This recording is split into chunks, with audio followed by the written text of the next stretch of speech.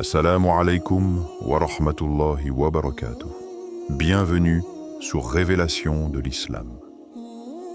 Dans cette vidéo, nous allons ensemble explorer des enseignements précieux de l'Islam qui, Inch'Allah, renforceront votre foi et apporteront de la lumière dans votre vie. Au nom d'Allah, le tout miséricordieux, le très miséricordieux. Assalamu alaikum wa rahmatullahi wa barakatuh. Frères et sœurs, avez-vous déjà regardé un chat et ressenti, sans savoir pourquoi, une étrange sérénité ou une connexion subtile avec la vie elle-même? Aujourd'hui, nous allons explorer une question qui touche à la fois le cœur et l'âme. Les chats sont-ils des animaux saints dans l'islam? Entre tradition prophétique, enseignement des savants et le langage secret de l'âme, nous allons plonger dans la sagesse islamique et découvrir comment la simple présence d'un chat peut devenir un miroir pour notre cœur, un rappel de la miséricorde et de la grandeur d'Allah. Préparez-vous à un voyage méditatif où chaque geste, chaque regard, chaque silence peut révéler la lumière divine cachée dans la création. Avant de continuer, un petit rappel. Abonnez-vous à la chaîne pour ne pas manquer nos prochaines vidéos.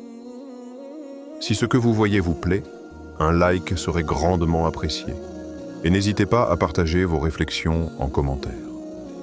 Merci pour votre soutien continu. 1. Introduction. Posez le cadre et éveillez la curiosité spirituelle. Au nom d'Allah, le tout miséricordieux, le très miséricordieux. Assalamu alaikum wa rahmatullah wa barakatuh. Frères et sœurs bien-aimés, aujourd'hui, nous allons entreprendre un voyage qui semble simple au premier abord, mais qui recèle des profondeurs insoupçonnées. Nous allons explorer une question qui touche à la fois le cœur et l'âme. Les chats sont-ils des animaux saints dans l'islam? Peut-être que certains d'entre vous ont déjà entendu des histoires ou des croyances populaires affirmant que les chats sont spéciaux, qu'ils portent une forme de bénédiction. Peut-être les avez-vous observés, silencieux et gracieux, et vous êtes-vous demandé si cette douceur et cette élégance ont une signification spirituelle. Aujourd'hui, nous allons plonger dans cette interrogation, non pas pour attribuer des titres sacrés à ces créatures, mais pour comprendre ce que l'islam enseigne sur leur nature, et surtout sur la manière dont Allah nous appelle à interagir avec eux. Imaginez un instant une ruelle paisible au petit matin, baignée par la lumière douce du soleil. Le silence est presque parfait, interrompu seulement par le bruissement discret d'un chat qui s'avance, pas après pas, ses yeux brillants dans la pénombre. Cette image, si simple, peut devenir un miroir pour notre âme. Car chaque créature vivante, si petite soit-elle, est une expression de la sagesse divine, un reflet de la beauté et de l'harmonie qu'Allah a inscrite dans sa création. Permettez-moi de vous conter une histoire que l'on transmet souvent dans les cercles soufis. Un maître spirituel parcourait les ruelles d'une vieille ville, son manteau flottant légèrement au vent. Soudain, il aperçut un petit chat affamé, maigre et tremblant. Il s'arrêta, ôta ses sandales et les plaça délicatement près du chat, lui offrant à boire et à manger. Le disciple qui l'accompagnait, étonné par cette attention, demanda « Maître, pourquoi cet accueil si tendre pour ce simple animal ?» Le maître, le regard empreint de sérénité, répondit « Si Dieu nous a confié la création, n'est-ce pas un devoir de douceur et de miséricorde envers tout ce qu'il a créé, visible ou voilé ?» Cette histoire ne nous dit pas que le chat est saint dans un sens littéral. Elle nous révèle quelque chose de plus profond. Le principe de compassion consciente. La capacité de voir dans chaque être vivant un signe de la grandeur et de la bonté divine. Dans la contemplation de ce petit chat, il y a un enseignement pour l'âme humaine. Chaque geste de gentillesse, aussi minime soit-il, est un acte de connexion avec Allah. Maintenant, imaginez ce que cela signifierait si nous appliquions ce regard à toutes les créatures autour de nous. Quand nous voyons un animal dans la rue, prenons-nous un moment pour reconnaître qu'il est une œuvre d'Allah. Quand nous croisons un chat, ou un oiseau, ou même un insecte, notre cœur ressent-il de la miséricorde et du respect, ou passons-nous simplement sans y penser? Allah nous dit dans le Coran, « Et il n'y a rien sur la terre, ni en vous-même, qui ne soit consigné dans un livre explicite. » Sourate 36, verset 12. Chaque créature, chaque souffle de vie, chaque mouvement dans l'univers est un témoignage de la sagesse divine. Et observer un chat avec attention peut devenir une méditation silencieuse, une invitation à ralentir et à ressentir la présence de Dieu dans les détails les plus infimes de la création.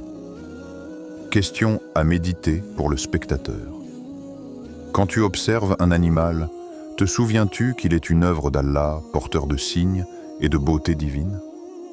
Comment peux-tu manifester la miséricorde dans ton quotidien, même envers ce qui paraît insignifiant, humble ou fragile? Ces questions ne sont pas seulement rhétoriques, elles sont un appel à ouvrir ton cœur à la compassion et à la conscience. Elles nous invitent à réévaluer notre manière d'interagir avec le monde, à voir la présence divine partout et à transformer les gestes simples en actes de bonté consciente. Frères et sœurs, cette première étape n'est que le début d'un voyage. Un voyage où nous allons explorer les récits prophétiques, les enseignements de l'islam et la sagesse cachée derrière l'attitude de respect et d'amour envers les animaux, tout en découvrant la manière dont chaque créature reflète l'invisible lumière d'Allah. Dites dans la section de commentaires, Allah est grand. 2. Ce que dit la tradition islamique, textes, hadiths et érudits, frères et sœurs bien-aimés, après avoir exploré la dimension spirituelle et contemplative de notre relation avec les chats, il est temps d'examiner ce que la tradition islamique, à travers le Coran, les hadiths et la vie des savants, nous enseigne sur cette question. Car dans l'islam, chaque croyance et chaque pratique doit trouver un équilibre entre respect conscient et fondement doctrinal. Les chats dans les récits prophétiques. Il est rapporté dans certaines traditions que le prophète Muhammad, paix et bénédiction sur lui, avait une affection particulière pour les chats. Une histoire largement racontée est celle de Muezza, un chat qui aimait se reposer sur la manche du manteau du prophète. Un jour, lorsqu'il voulut se lever pour prier ou se déplacer, il coupa délicatement le tissu plutôt que de déranger le chat endormi. Ce geste, simple mais profondément symbolique, révèle la sensibilité et la miséricorde du prophète envers toutes les créatures vivantes. Cependant, il est crucial de préciser, le Coran ne mentionne pas les chats comme étant des animaux saints. Aucune sourate ni verset n'accorde aux chats un statut sacré ou divin. Leur importance dans les récits prophétiques se situe donc dans la leçon morale et éthique qu'ils transmettent. La miséricorde, le respect de la vie et l'attention aux êtres vulnérables, la position des savants. Les érudits musulmans ont souvent insisté sur la distinction entre respect et vénération excessive.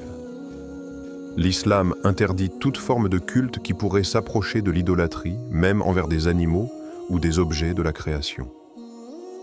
La doctrine du tawhid, l'unicité absolue d'Allah, ne laisse aucune place à l'attribution d'un caractère sacré aux créatures. Pour les savants, respect, prendre soin, nourrir, protéger, ne pas nuire aux animaux. Ces actions sont considérées comme de la charité, sadaka, et sont encouragées dans la sunna.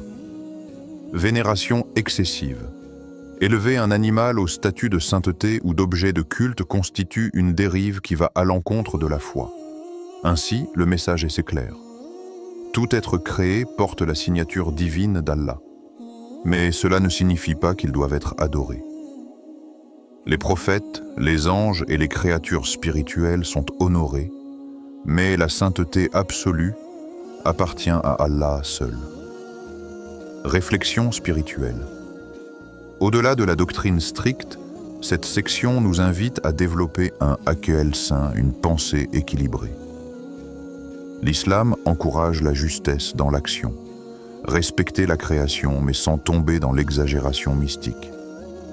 Pensez à ceci: nourrir un chat errant, le protéger du danger, lui offrir un abri ou de l'eau est une action spirituelle qui vous rapproche d'Allah. Mais lui attribuer des qualités divines ou croire qu'il détient une bénédiction spéciale au point d'y adjoindre des pratiques rituelles serait un excès qui rompt l'équilibre de la foi. Les savants expliquent que cette juste mesure est essentielle dans toutes nos interactions avec le monde créé. Elle nous enseigne à voir la présence divine dans tout ce qui existe, mais à garder notre cœur et notre adoration entièrement tournés vers Allah. Question à méditer pour le spectateur. Où se situe, pour toi, la limite entre respect sincère et vénération excessive? Comment peux-tu honorer la création d'Allah sans tomber dans l'idolâtrie ou les superstitions? Ces questions sont essentielles, car elles invitent le spectateur à réfléchir à sa propre pratique et à son rapport avec la création. Elles ouvrent une voie intérieure où le respect devient acte conscient et où chaque geste, même envers un chat, peut se transformer en méditation sur la sagesse divine. Histoire illustrative. Pour illustrer ce point, voici une anecdote. Un érudit vivait dans un quartier où des chats errants affluaient chaque matin. Certains habitants les maltraitaient, d'autres les ignoraient. L'érudit, lui, leur préparait chaque jour un petit coin avec de la nourriture et de l'eau. Il ne les considérait pas comme saints, ni comme des protecteurs de la maison, mais il voyait dans chaque vie un réflecteur de la miséricorde divine. Un jour, un voisin lui demanda « Pourquoi te donner autant de peine pour ces animaux ?» L'érudit répondit « Chaque créature que Dieu a créée mérite respect et compassion. En prenant soin d'eux, je prends soin de ma propre humanité. » Cette anecdote souligne le message central de l'islam. La compassion et le respect ne doivent jamais franchir la ligne du culte ou de l'exagération mystique. 3. Sens profond et symbolique. Ce que le cœur peut entendre, frères et sœurs, jusqu'ici nous avons exploré le respect, l'éthique et les enseignements doctrinaux. Maintenant, nous allons plonger dans un domaine plus subtil, le langage de l'âme, le monde intérieur où chaque créature devient un miroir pour notre propre cœur. Le chat, dans cette perspective, n'est pas seulement un animal que l'on nourrit ou que l'on caresse. Il devient un symbole vivant, un guide silencieux qui nous parle d'équilibre, de discrétion et de sagesse intérieure. Le chat comme miroir de l'âme, observez-le. Le chat est discret, silencieux, insaisissable. Sa démarche est fluide, presque invisible, comme s'il naviguait entre les mondes visibles et invisibles. Chaque mouvement est calculé. Chaque regard semble contenir un mystère. N'est-ce pas un peu comme notre propre conscience? Parfois nous avançons dans la vie avec légèreté. Parfois nous restons immobiles, plongés dans la réflexion intérieure. Le chat, sans le savoir, nous enseigne la patience et l'attention subtile. Sa vie indépendante et parfois solitaire nous rappelle que la véritable adoration est intérieure et personnelle. Elle ne s'expose pas, elle ne réclame pas de reconnaissance extérieure.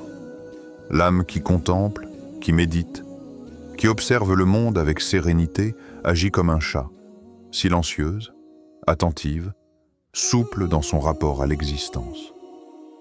Mais attention, frères et sœurs, ce symbolisme n'est pas une vérité littérale. Le chat n'est pas un objet de culte, il n'est pas sacré en lui-même. Il est simplement un miroir pour l'âme, un reflet que nous pouvons utiliser pour méditer et ouvrir notre cœur.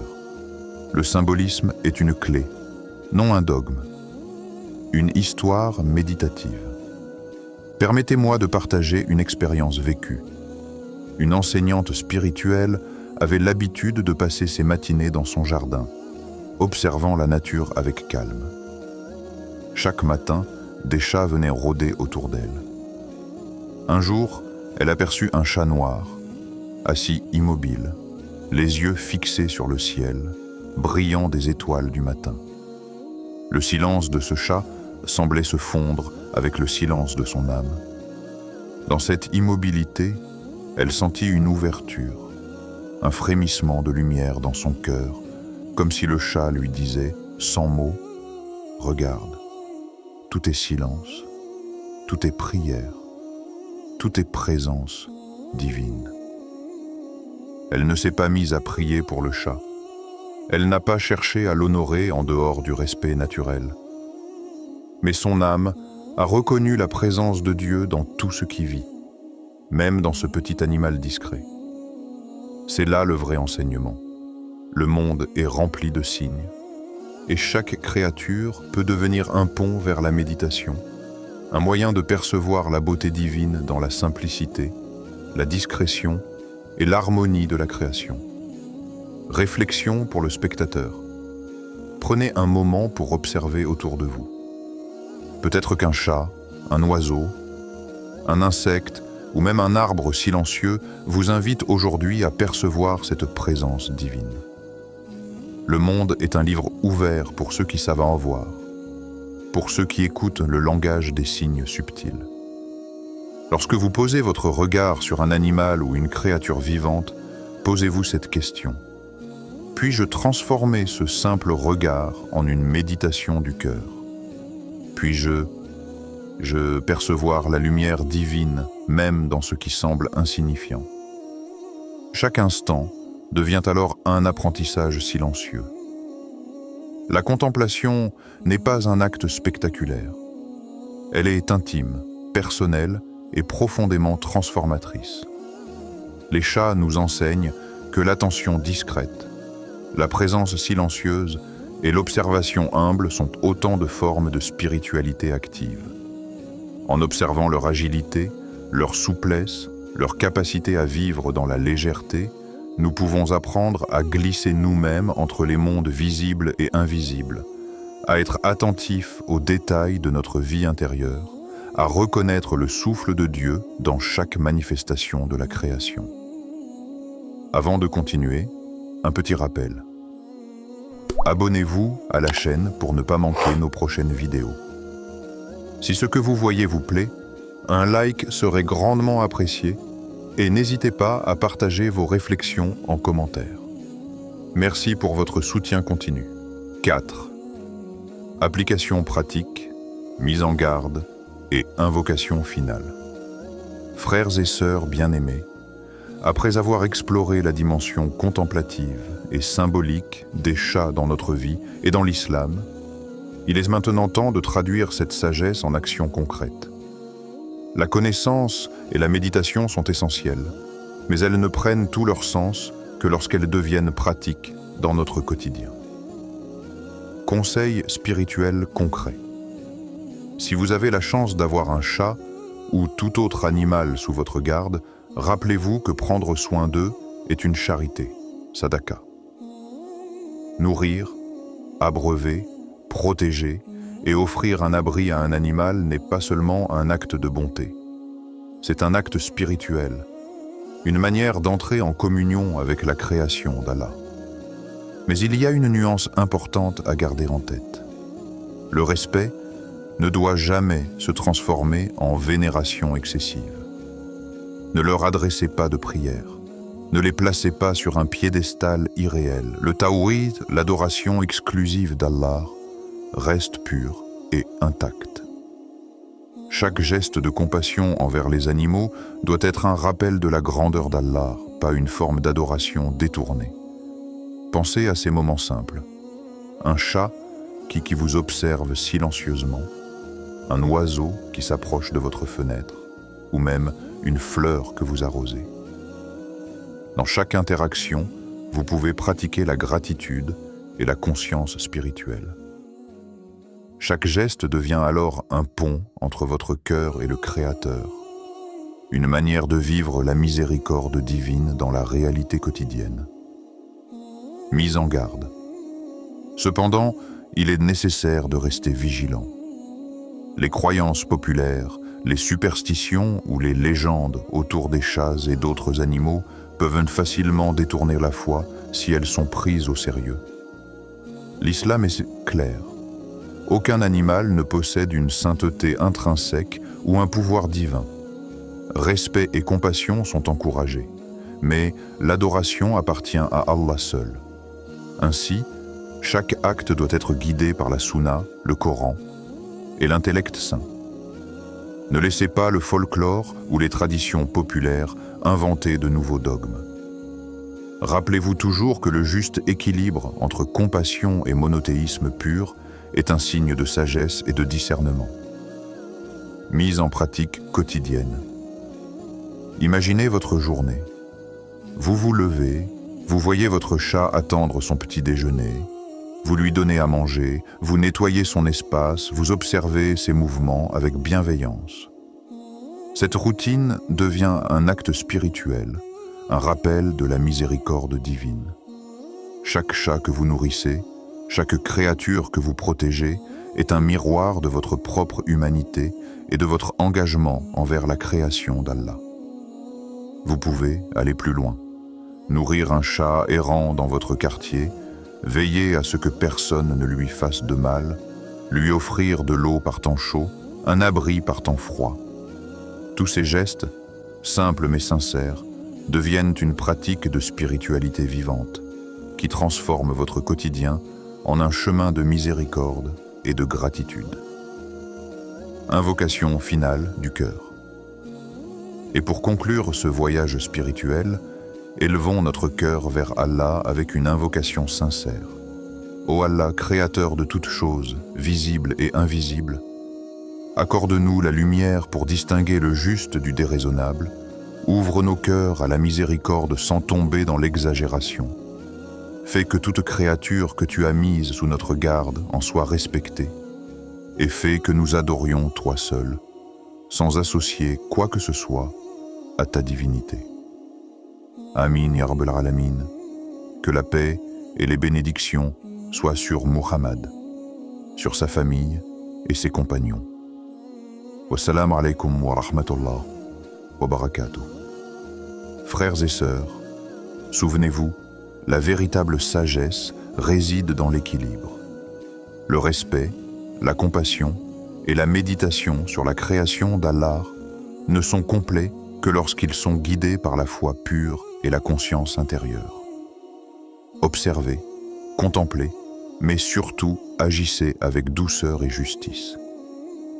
Chaque geste envers un animal, chaque attention, chaque moment d'observation silencieuse peut devenir une prière silencieuse, une expression de gratitude et d'amour pour le Créateur de toutes choses.